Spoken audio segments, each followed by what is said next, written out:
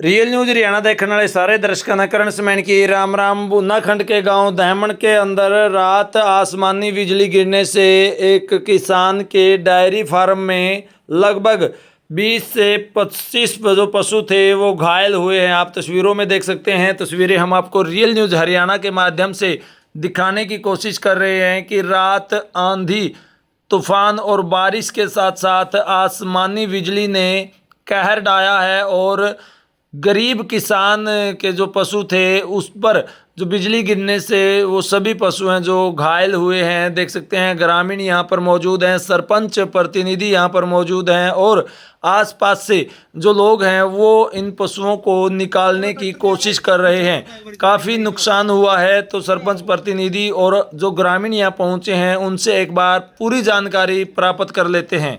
क्या नाम है? मनवीर सिंह।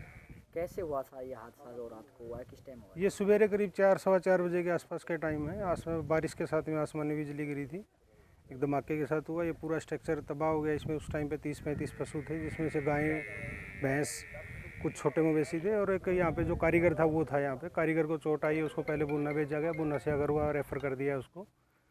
तो अभी 8 भैंसे हैं और 4 गायें हैं ऐसी जिनको ज़्यादा सीरियस चोट है, तो उनको बाहर निकालने की या क्रेन के माध्यम से उनको उठाने की कोशिश कर रहे हैं। और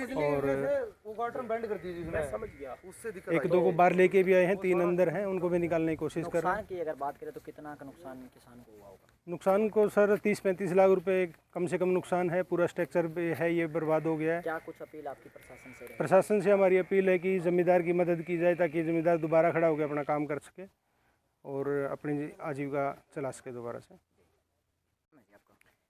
मदन यादव जी, गांव दहमन, सरपंच प्रतिनिधि। क्या कुछ हुआ था रात को? ये तकरीबन 4:25 पर यहाँ एक सीसीटीवी कैमरे लगे हुए हैं, उसमें दिखा है, पूरी वीडियो बनी हुई है कि आसमानी बिजली पड़ी है इसके ऊपर, जिस वजह से ये सारा डैमेज हो गया जी। जिसमें 35 पशु अंदर बंधे हुए थे। एक यहाँ कारीगर था, वो भी दब गया है, उसका भी पैर में फ्रैक्चर है, वो एडमिट है बुन्ना। उसको दिखा रहे अगरवा कर दिया उसको रेफ़र। तो 2 साल से ये अपना दूध का काम चला रहे हैं ज़मींदार। बहुत बड़ा नुकसान हुआ है ज़मींदार को। हम तो सरकार से आग्रह करते, प्रार्थना करते हैं इसका जितना भी हो सके सहयोग करें सरकार। अगर पशुओं की बात करें तो कितने पशु चोटिल है इसमें? कितना नुकसान अगर आकलन करें तो कितना नुकसान हो सकता है? आकलन आज के टाइम एक भैंस 2.5 से 3 लाख रुपए की जी। कौन सी भी भैंस देख लो, 2.5 से 3 लाख रुपए की, तकरीबन 30 लाख रुपए का मैक्सिमम, कम से कम जो मैंने पूरा स्ट्रक्चर और देखा तो 30 लाख रुपए का बिल्कुल इसमें नुकसान है जी ज़मींदार को। कैसे हुआ था ये हादसा?